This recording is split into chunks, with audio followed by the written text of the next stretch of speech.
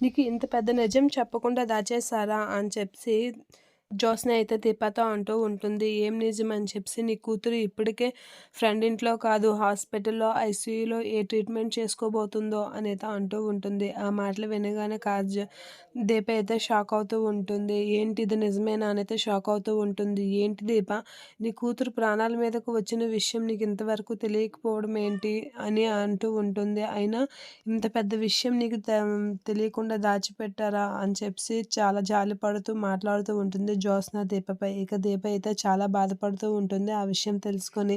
అయినా ఏం చేస్తాం దీప, అది చాలా పెద్ద డబ్బుతో కూడిన విషయం కదా! ఇక నువ్వే కాపాడుకోవాలి నీ కూతుర్ని ఎలా అయినా.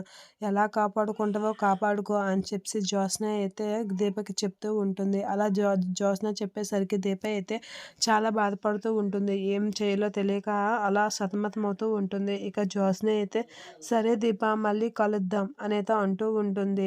నేను వచ్చిన పని అయిపోయింది. ఇక నా పని అయిపోయింది కాబట్టి నేను వెళ్ళిపోతాను. మళ్ళీ కలుద్దాం అని చెప్పేసి జ్యోత్స్న అయితే అంటూ ఉంటుంది. అప్పటికి నీ ప్రాణాలు ఉంటే అని చెప్పేసి అంటూ ఉంటుంది. శౌర్య శవాన్ని చూసి నువ్వు ప్రాణాలతో ఉండగలవా అని చెప్పేసి జ్యోత్స్న అయితే దీపతో అంటూ ఉంటుంది. ఆ మాటలకి దీప అయితే ఏం చేయాలో తెలియక అలా చూస్తూ ఉండిపోతూ ఉంటుంది. ఇక జ్యోత్స్న అయితే అక్కడి నుంచి వెళ్ళిపోతూ ఉంటుంది. ఇక జ్యోత్స్న ఆడిన మాటలని తలుసుకొని దీప అయితే చాలా బాధపడుతూ ఉంటుంది. అలా చాలా బాధపడుతూ అక్కడ ఉన్న పిండి ప్లేట్‌ని అయితే గట్టిగా బయటికి తోసేసి గట్టిగా ఏడుస్తూ ఉంటుంది. ఏంటి ఇది నిజమేనా అని చెప్పేసి చాలా గట్టిగా ఏడుస్తూ ఉంటుంది. అలా చాలా గట్టిగా ఏడుస్తూ బాధపడుతూ ఉంటుంది. ఇక జ్యోత్స్న చెప్పిన మాటలన్నిటిని తలుచుకొని అలా బాధపడుతూ ఏడుస్తూ ఉంటుంది దీప. ఇక ఏం చేయాలో తెలియక తల బాదుకొని ఏడుస్తూ ఉంటుంది. అలా ఏడుస్తూ నా కూతురు ప్రాణాలు పోతే నేనేమవ్వాలి అని చెప్పేసి దీప అయితే చాలా ఏడుస్తూ గట్టిగా అరుస్తూ ఉంటుంది. ఇంట్లో ఎవరూ లేకపోవడంతో దీపని ఎవరూ పట్టించుకోరు. ఇక దీప అయితే శౌర్య గురించి తలుసుకొని